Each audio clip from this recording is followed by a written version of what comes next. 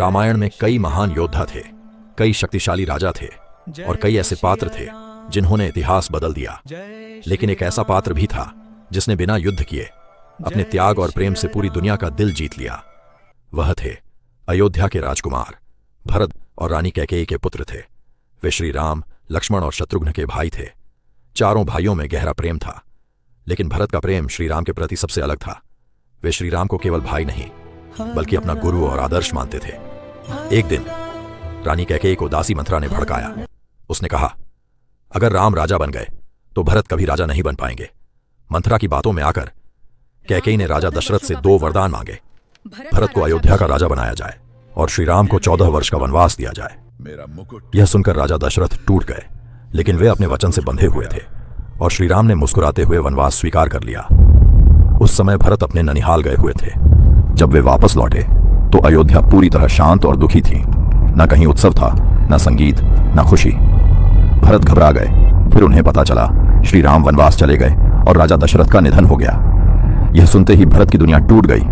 उन्होंने क्रोध में अपनी माता कैकेयी से कहा, माता, आपने मुझे संसार का सबसे बड़ा अपराधी बना दिया। भरत ने तुरंत निर्णय लिया कि वे श्री राम को वापस लाएंगे। वे पूरी सेना और अयोध्या के लोगों के साथ चित्रकूट पहुंचे।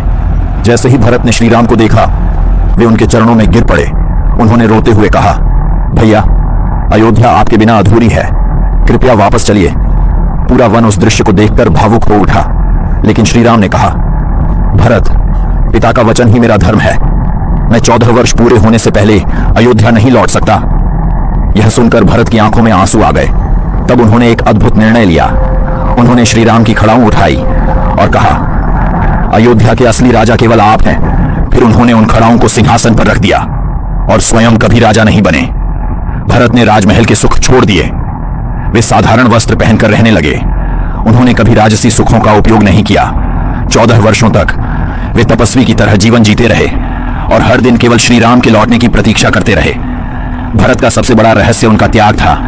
उन्होंने साबित किया कि सच्चा प्रेम सत्ता नहीं चाहता, बल्कि अपने प्रिय की खुशी चाहता है। वे चाहते तो अयोध्या के राजा बन सकते थे, लेकिन उन्होंने धर्म और भाई प्रेम को चुना।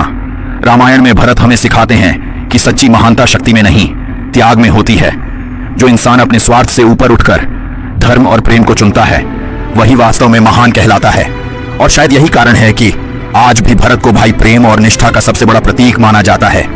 कमेंट में लिखो, जय श्री राम। अगर आपको भरत जी का त्याग महान लगा तो जरूर लिखें।